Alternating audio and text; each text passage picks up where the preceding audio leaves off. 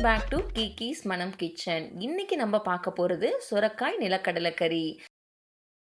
அந்த நிலக்கடலை கறிக்கு ஒரு பொடி செய்ய போகிறோம். அது எப்படின்னு பார்க்கலாம். இதுக்கு நான் 2 டேபிள் ஸ்பூன் கொத்தமல்லி எடுத்திருக்கேன். கொத்தமல்லி நல்லா வறுபடுத்திக்கோங்க. வறுபட்டதுக்கப்புறமா நான் சீரகம் 1 டேபிள் ஸ்பூன் எடுத்திருக்கேன். சீரகமும் நல்லா வறுத்துக்கோங்க. வறுத்ததுக்கப்புறமா நான் 4 வரமிளகாய் எடுத்திருக்கேன். உங்களுக்கு காரத்துக்கு எவ்வளோ வேணுமோ நீங்கள் அவ்வளோ எடுத்துக்கலாம். அதுவும் நல்லா வறுபடட்டும். அதுக்கப்புறமா 1 டேபிள் ஸ்பூன் பொட்டுக்கடலை எடுத்திருக்கேன். இது நமக்கு நிலக்கடலை ஒட்டாமல் வரும், அதுக்காக நான் இது சேர்த்துறேன். இதுவும் நல்லா வறுபடட்டும். அதுக்கப்புறம் கறிவேப்பிலையும் சேர்த்துக்கோங்க. நல்லா வறுத்துட்டும். வறுபட்டதுக்கப்புறமா நான் நிலக்கடலை 1/2 கப் எடுத்திருக்கேன். நிலக்கடலையும் நல்லா வறுபடுத்துக்கோங்க. நான் ஏற்கனவே தோல் உரித்து எடுத்து வச்சுருக்கேன். அதுக்கப்புறம் இதையும் நல்லா வறுத்ததுக்கப்புறமா நான் 1 ஸ்பூன் கொஞ்சம் உப்பு சேர்த்துக்கிறேன். இதை நீங்கள் ஒரு பாட்டிலில் போட்டு நீங்கள் அரைச்சி வச்சுக்கிட்டிங்கன்னா இது எல்லா சமையலுக்குமே உங்களுக்கு ரொம்ப யூஸ்ஃபுல்லாக இருக்கும். எதுக்கெல்லாம் தேங்காய் யூஸ் பண்ணுறீங்களோ அதுக்கெல்லாமே இந்த பொடி யூஸ் பண்ணலாம். இப்போ பாருங்கள், நான் இதை நல்லா கொஞ்சம் கொரகொரன்னு அரைச்சிருக்கேன். இப்போ சுரக்காய் எப்படி பண்ணலான்னு பார்க்கலாம். இதுக்கு கறிவேப்பிலை, வெங்காயம் சின்னதாக எடுத்துக்கோங்க. அதுக்கப்புறம் பூண்டு ஒரு 6லேருந்து 7 பூண்டு. அதுக்கப்புறம் 1 வரமிளகா, 1 பச்சை மிளகா எடுத்திருக்கேன். ஒரு 1/2 கிலோ இருக்கும். இது சுரக்காய். நான் அதையும் எடுத்து நல்லா தோல் சீவி சுரக்காயை நல்லா சின்னதாக கட் பண்ணி எடுத்து வச்சுக்கோங்க. இப்போது நம்ம எப்படி செய்யலான்னு பார்க்கலாம். இப்போ கடாயில் கொஞ்சம் எண்ணெய் போட்டுக்கோங்க. எண்ணெய் நல்லா சூடாகட்டும். சூடானதுக்கப்புறமா கடுகும் உளுத்தம் பருப்பும் போட்டு தாளிச்சுக்கோங்க.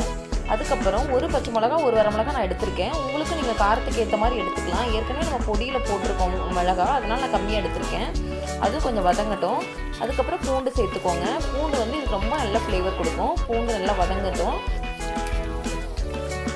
வதங்கினதுக்கப்புறமா கறிவேப்பிலை போட்டுக்கோங்க. கறிவேப்பிலையும் நல்லா வதங்கட்டும். அதுக்கப்புறமா நான் சின்னதாக ஒரு வெங்காயம் எடுத்திருக்கேன். ஏன்னா வெங்காயம் கொஞ்சம் ஜாஸ்தி சேர்த்துனீங்கன்னா சுரக்காயில் கொஞ்சம் இனிப்புத்தன்மை இருக்கிறதுனால ரொம்ப ஸ்வீட்டாக இருக்கும். கம்மியாகவே எடுத்துக்கோங்க. உப்பு உங்களுக்கு தேவைக்கு ஏற்ற மாதிரி போட்டுக்கோங்க. நான் வெங்காயம் வேகிறதுக்காக இப்போ போடுறேன். அதுக்கப்புறம் காயில் போட்டுக்கலாம். இப்போ அதுக்கப்புறமா சுரக்காயை சேர்த்து நல்லா கிளறி விட்டுக்குங்க.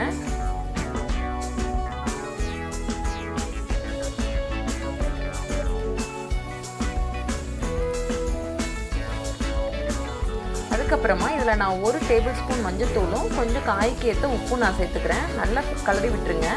கலர்னதுக்கப்புறமா ஒரு 1/4 டம்ளர் நீங்கள் தண்ணி சேர்த்துக்கோங்க. ஏன்னா சுரக்காயில் மேக்ஸிமம் தண்ணி ஜாஸ்தி விடும்.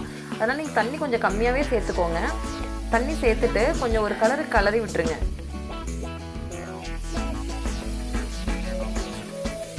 நான் இப்போ மூடி போட்டு ஒரு 5லேருந்து 10 நிமிஷம் நான் வேக விடுறேன்.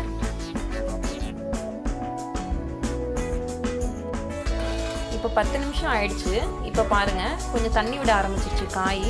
மறுபடியும் ஒரு தடவை அடி பிடிச்சிருக்கான்னு பார்த்துட்டு நீங்கள் மிக்ஸ் பண்ணிவிட்டு மறுபடியும் க்ளோஸ் பண்ணி வைடுங்க. ஒரு 5 மினிட்ஸ் தான், கொஞ்சம் வெந்துடும் சீக்கிரம்.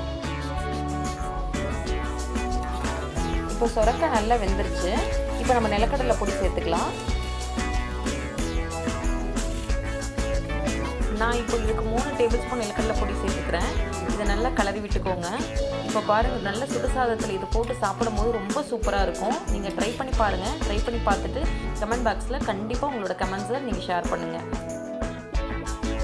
உங்களுக்கு என்னோட சேனல் பிடிச்சிருந்தா சப்ஸ்கிரைப் பண்ணுங்கள். எல்லோருக்கும் ஷேர் பண்ணுங்கள். நன்றி.